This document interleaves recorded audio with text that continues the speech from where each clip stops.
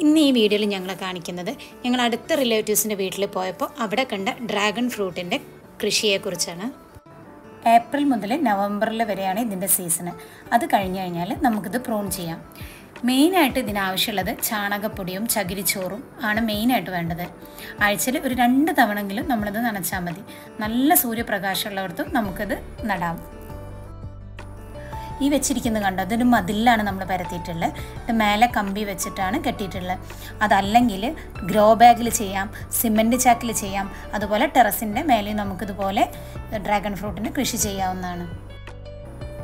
Maintenance വളരെ കുറഞ്ഞതാണ് ഈ ഡ്രാഗൺ ഫ്രൂട്ടിൻ്റെ കൃഷി.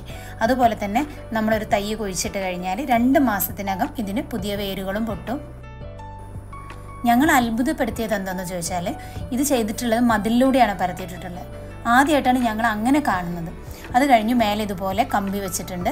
അതിലൂടെയാണ് ഈ ഡ്രാഗൺ ഫ്രൂട്ടിൻ്റെ ഈ കൊമ്പുകളെല്ലാം വരുന്നത്. നിറയെ കായ്കളായിരുന്നു ഇതിൽ, അതുപോലെ നല്ല മധുരമായിരുന്നു. അപ്പോൾ ഇനിയും കുറേ ഉണ്ടായിക്കൊണ്ടിരിക്കുന്നുണ്ട്. കുറേ ഞങ്ങൾ പറിച്ചുകൊണ്ട് പോന്നു. ഈ ഫ്രൂട്ടിൻ്റെ വേറൊരു പ്രത്യേകത എന്താണെന്ന് ചോദിച്ചാൽ, പൂ വിരിഞ്ഞ് 28ാം ദിവസം തന്നെ നമുക്കിതിൻ്റെ പഴമെടുക്കാം, കഴിക്കുകയും ചെയ്യാം. ഈ കാണുന്നത് പർപ്പിൾ ഡ്രാഗൺ ഫ്രൂട്ടാണ് കേട്ടോ. യെല്ലോ ഡ്രാഗൺ ഫ്രൂട്ട് 2 മാസം എടുക്കും അത്രേ ഇത് പഴമായിട്ട് വരാൻ. അതുപോലെ ചിലർക്ക് 2 വർഷമൊക്കെ ആവും അത്ര ഇത് കായ്ക്കാൻ. അപ്പോൾ നമുക്ക് ഉണ്ടാക്കാനും ഒക്കെ സുഖം, ഒന്നും കൂടി ടേസ്റ്റ് ഈ പർപ്പിൾ ഡ്രാഗൺ ഫ്രൂട്ടാണെന്നാണ് എല്ലാവരും പറഞ്ഞത്. അതുപോലെ തന്നെ കഴിച്ചപ്പോൾ ഞങ്ങൾക്ക് അങ്ങനെയാണ് തോന്നിയതും. ഒരു ഡ്രാഗൺ ഫ്രൂട്ടിന് 500-600 ഗ്രാം ഉണ്ടാവും. അതുകൊണ്ട് ഒരു കൊമ്പിൽ കുറേ എണ്ണം കായ്ക്കെങ്കിലും നമ്മളതെല്ലാം പൊട്ടിച്ച് കളയണം. മാക്സിമം 2-3 നിർത്താൻ പാടുള്ളൂ. എന്നാലാണ് നമുക്കിത് മാക്സിമം സൈസിൽ കിട്ടുക.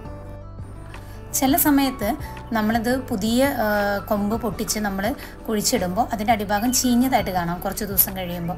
അപ്പോൾ അത് നമുക്ക് കളയേണ്ടതില്ല. വീണ്ടും എടുത്ത് അതിൻ്റെ ആ ചീഞ്ഞ ഭാഗം കട്ട് ചെയ്തിട്ട് നമുക്ക് വീണ്ടും നടാവുന്നതാണ്.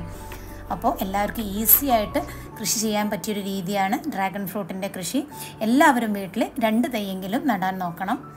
ബൈ.